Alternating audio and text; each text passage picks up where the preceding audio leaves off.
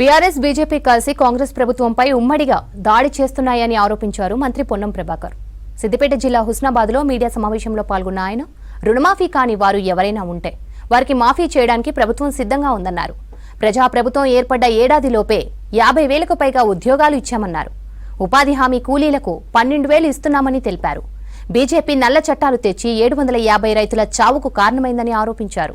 తమ ప్రభుత్వం అమలు చేస్తున్న పథకాలు బీజేపీ పాలిత రాష్ట్రాల్లో అమలు అవుతున్నాయా అని ప్రశ్నించారు.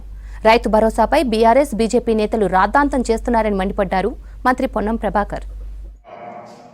మేము ప్రజలకు ఇచ్చిన ప్రతి మాట నెరవేర్చుకుంటూనే వాళ్ళు అడుగుతున్నారు.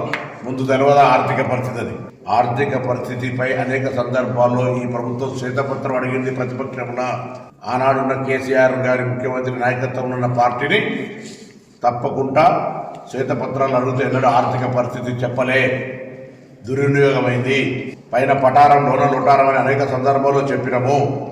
ఇవాళ వచ్చి చూచేటప్పటికి ఉన్నటువంటి వాస్తవాన్ని వెంటనే శాసనసభ వేదిక తెలంగాణ ప్రజలకు చెప్పినాము. ఇది గ్రామాన తెలుసు. అయినప్పటికీ ఏ పని కూడా ఆగకుండా ఉండాలని అన్ని రకాల కార్యక్రమాలు చేస్తుంది మా ప్రభుత్వము.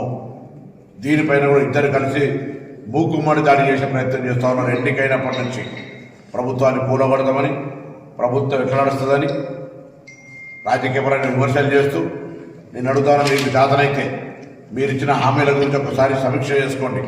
మేము చర్చకు సిద్ధం.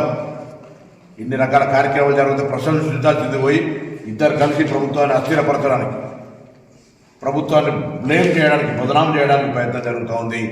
ఇలా రైతులకు 12,000 ఇవ్వడం బీజేపీ పార్టీకి ఇష్టం లేదా? గుట్టలు, చెరువులు, రోడ్లు, నాలా కరెక్షన్ అని కూడా ఇవ్వని అడుగుతుందా TRS party, BJP party? Yes, we will reach 1 day 7,500. మాకు అంతకంటే ఎక్కువ కూడా ఇవ్వాలని ఉన్నది రైతులకు. మేము చట్టం పైసలు ఇస్తా ఉన్నాం.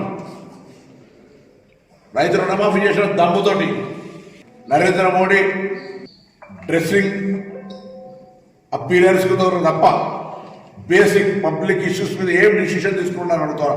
ఇలా తెలంగాణ రాష్ట్రానికి భారతీయ జనతా పార్టీ ఇచ్చిన ప్రయోజనం ఏంటని బహిరంగంగా అడుగుతాం.